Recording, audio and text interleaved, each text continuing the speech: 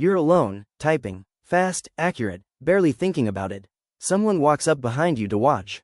Suddenly your fingers either fly even faster than before, or you can't spell your own name. Same person, same skill, same keyboard, completely different result, just because someone's watching. Why does an audience do that to you? This isn't new, and it isn't really about typing.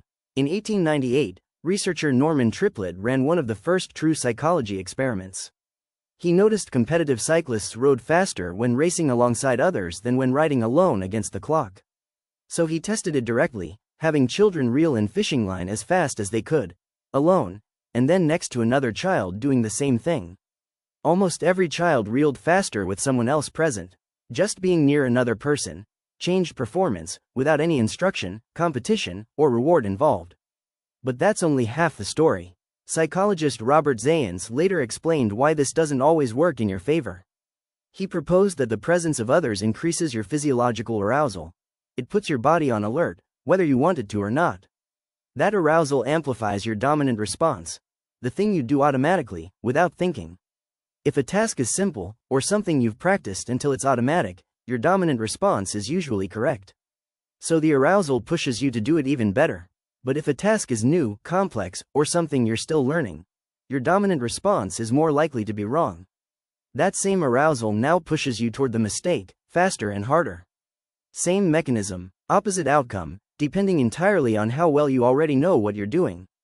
Here's the twist that makes this beautifully concrete.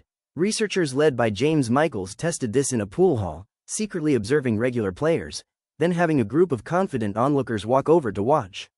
Skilled players, the ones who were already accurate, made even more of their shots once people were watching. Accuracy jumped from around 70% to 80%. Unskilled players did the opposite. Their accuracy dropped from around 36% down to 25%, simply because people were standing there.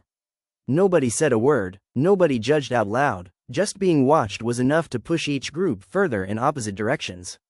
So think about your own life. You cook a meal fine alone, then fumble the same recipe the moment guests show up in the kitchen. You ace a presentation you've rehearsed 100 times, but blank out answering a question you actually know the answer to. You parallel park perfectly every day, until someone's watching from the sidewalk. None of this means you're inconsistent, or that your skill isn't real. It means an audience is amplifying whatever is already true about your skill level on that specific task. Mastery gets louder, uncertainty gets louder too, so the next time you feel yourself either leveling up or falling apart the moment someone starts watching, that's not random. That's just how loud your practice has become.